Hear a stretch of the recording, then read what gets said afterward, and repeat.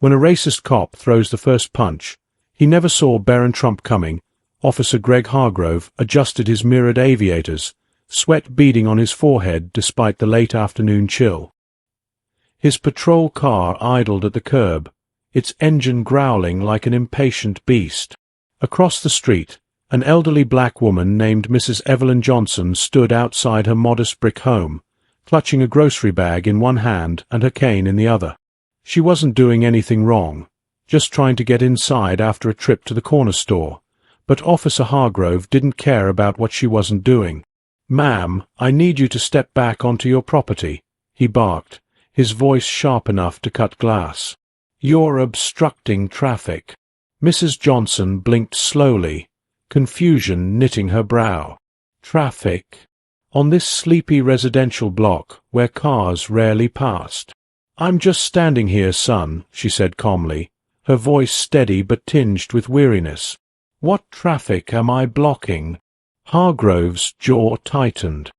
He hated being questioned, especially by someone who looked at him like he was just another man instead of the authority figure he believed himself to be.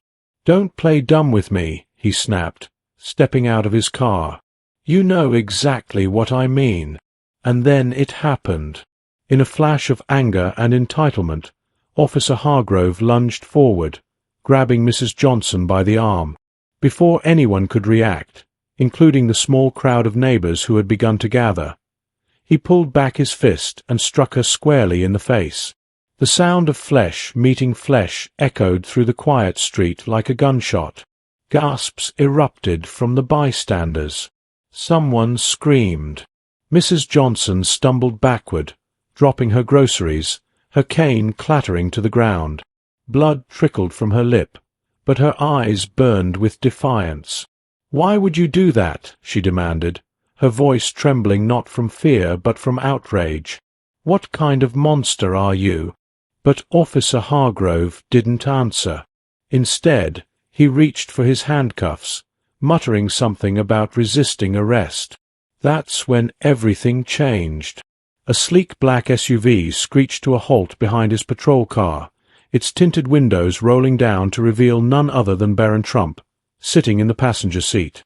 Dressed in a tailored suit that made him look older than his years, Barron stared directly at Hargrove with an expression so cold it could freeze fire. Beside him sat a stern-faced driver whose presence alone screamed power. "What is going on here?" Barron asked, his tone clipped and commanding. It wasn't a question, it was a demand. Officer Hargrove froze, his grip on Mrs. Johnson loosening slightly. For the first time in his career, he felt unsure of himself. Who was this kid, and why did he suddenly feel like prey? Barron stepped out of the SUV, his movements deliberate and measured. He walked toward the scene with an air of authority that seemed almost unnatural for someone so young. The crowd parted instinctively, their murmurs growing louder as they whispered his name. Even Mrs. Johnson, still reeling from the punch, turned her gaze toward him, her eyes widening in disbelief. "This woman hasn't done anything wrong," Barron said, his voice cutting through the chaos like a knife. "Explain yourself, officer." "Hargrove," the cop stammered, finally releasing Mrs. Johnson's arm. "Sir, I was responding to a disturbance call. She was causing trouble." "A disturbance?" Barron repeated, arching an eyebrow. "By standing on her own sidewalk? Do you even realize how absurd that sounds?" Hargrove opened his mouth to respond, but no words came out. He glanced nervously at the growing crowd, then back at Barron, who now stood inches away from him. There was something unnerving about the way the young man carried himself, like he already knew every secret Hargrove had ever tried to bury. Before the officer could think of a response, Barron pulled out his phone and tapped the screen twice. Within seconds, several more vehicles arrived, luxury sedans filled with men in dark suits and earpieces. One of them approached Barron and handed him a folder, which he flipped open casually before turning back to Hargrove. "Do you know who I am?" Barron asked, though it was clear from his demeanor that he expected everyone to already know. "Yes, sir," Hargrove replied, his voice barely above a whisper. "You're Barron Trump." "That's right," Barron said, closing the folder with a snap. "And as of today, I've been appointed head of a new initiative aimed at reforming law enforcement practices across the country. Your actions here will serve as the perfect example of why such reforms are necessary." The color drained from Hargrove's face. "Wait, what? You can't just—" "Oh, I can," Barron interrupted, his tone icy.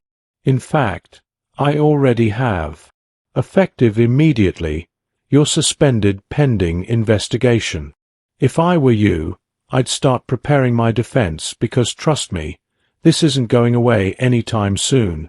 As two of the suited men escorted Hargrove to one of the waiting cars, the crowd erupted into cheers. Mrs. Johnson, however, remained silent, watching Barron with a mixture of gratitude and suspicion. When the commotion died down, Barron turned to her, his expression softening. "Are you okay, ma'am?" he asked gently, offering her his handkerchief. "I'll live," she replied, dabbing at her lip. "But tell me something, young man. Why are you really here?" Barron hesitated, then smiled faintly. "Let's just say I've been looking for a chance to make a difference.